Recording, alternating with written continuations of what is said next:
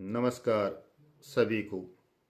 बने रहे बाबा बागनाथ की असीम कृपा और सिद्धि विनायक की भी आज रहे असीम कृपा, क्योंकि आज पर्व है संकटहरण चतुर्थी।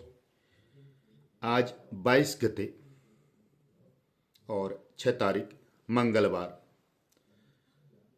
योग होगा आनंदादि योग, नक्षत्र होगा आश्लेषा और योग होगा प्रीति, करण होगा भद्रा। आज का सूर्योदय रहेगा आपका 7:11 और सूर्यास्त रहेगा 5:24। आज का राहु काल रहेगा आपका 3 बजे से 4:30 बजे तक।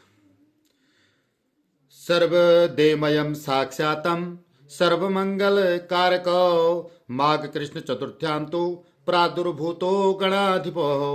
तो आज संकटहरण चतुर्थी का विशेष पर्व।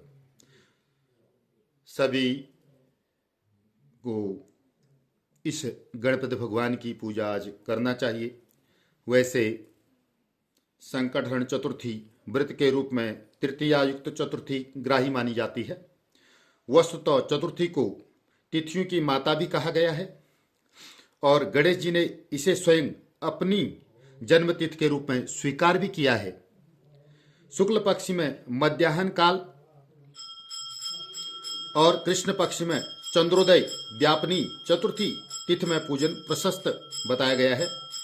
रविवार या मंगलवार संकटहरण चतुर्थी को पड़ जाए तो इसका महत्व और भी बढ़ जाता है। जैसे कि आज मंगलवार है तो बहुत शुभ इसे माना जाता है।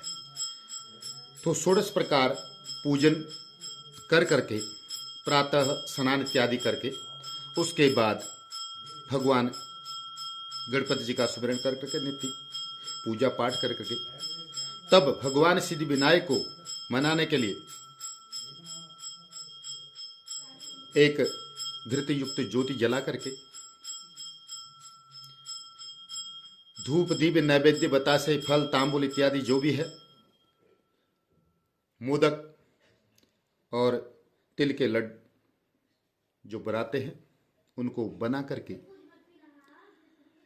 पूजन के पश्चात ब्राह्मण को भोजन कराने के बाद स्वयं प्रसाद ग्रहण करने की विधि बताई गई है। रात्रि में व्रत संपन्न कर दूसरे दिन प्रसाद के रूप में जो तिल के मोदक बनाएंगे आप, पुए व पूरी दुर्वा पत्रों की आशीष बांटने का भी एक विशेष फल प्राप्त होता है। तो गणपति भगवान का संपूर्ण पूजा करने के बाद ये प्रसाद भी जरूर बंटना चाहिए। संकटहरण चतुर्थी का व्रत 12 या 16 वर्षों तक करते हुए उसका उद्यापन करना भी बहुत जरूरी बताया गया है। शारीरिक असमता या कोई कारणवश व्रत छूट जाए तो उसका कोई दोष नहीं है, ऐसा भी कहा गया है। तो भगवान गणपति की बनी रहे कृपा। तो आज करें संकटहरण चतुर्थी का व्रत। जो भी करता है इस व्रत को उसके संपूर्ण संकटों का नाश करते हैं सिद्धि विनायक। सर्वप्रथम पूजा में गणपति भगवान की ही पूजा होती है।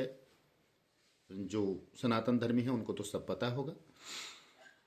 तो वहीं से कार्य का आरंभ होता है और वही संपूर्ण विघ्नों का नाश करते हैं। तो इसीलिए संपूर्ण कार्य में कहीं पर विघ्न और किसी प्रकार का कोई विघ्न ना पड़े, इसलिए सिद्धि विनायक को पहले स्थापित करके पहले सिद्धि विनायक की पूजा की जाती है और यही संपूर्ण संकटों का नाश करते हैं। इसीलिए संकटहरण चतुर्थी का व्रत किया जाता है। दुर्वा गणपति भगवान को चढ़ाना विशेष और पुए तिल के मोदक इत्यादि आज भगवान गणपति को अवश्य चढ़ाएं। धूप दीप नैवेद्यम पंचामृत इत्यादि जो भी होता है, जो यथा आपको सुविधाजनक मिले तो वो गणपति को चढ़ाएं और भगवान सिद्धि विनायक से आराध्य करें कि संपूर्ण कष्टों का निवारण हो। जिस मन से आप पूजा करते हैं तो उसी भाव से आपको फल भी प्राप्त होता है। तो इसलिए तन मन धन तीनों का मिश्रण जब बनता है तभी उसका फल प्राप्त होता है। और उचित समय, समय का भी बड़ा महत्व रहता है। यानी कि समय का मतलब तिथि का, समय वो नहीं, समय का मतलब होता है तिथि। तिथि का भी बड़ा महत्व है। तिथि बार नक्षत्र का अपनी जगह बड़ा महत्व रहता है, माह का बड़ा महत्व रहता है। जब तक तिथि बार नक्षत्र माह ये ग्राही होते हैं तभी पूजा का फल प्राप्त होता है। यानी कि मनमानी जब चाहे तब पूजा करें, ऐसा कहीं पर नहीं है। हाँ, नित्य नैमित्तिक कर्म रोज होना चाहिए, चाहे कोई बार पड़े कोई नक्षत्र पड़े, लेकिन पूजा के लिए उत्तम दिन देखना भी बहुत जरूरी शास्त्रोगत माना गया है। तो बनी रहे सभी पर भगवान भोलेनाथ की कृपा, क्योंकि भोलेनाथ की कृपा होना भी बहुत जरूरी है। सिद्धि विनायक भोलेनाथ के ही पुत्र हैं, माँ पार्वती के प्रिय पुत्र हैं। तो आज की वीडियो यहीं पर समाप्त करता हूँ।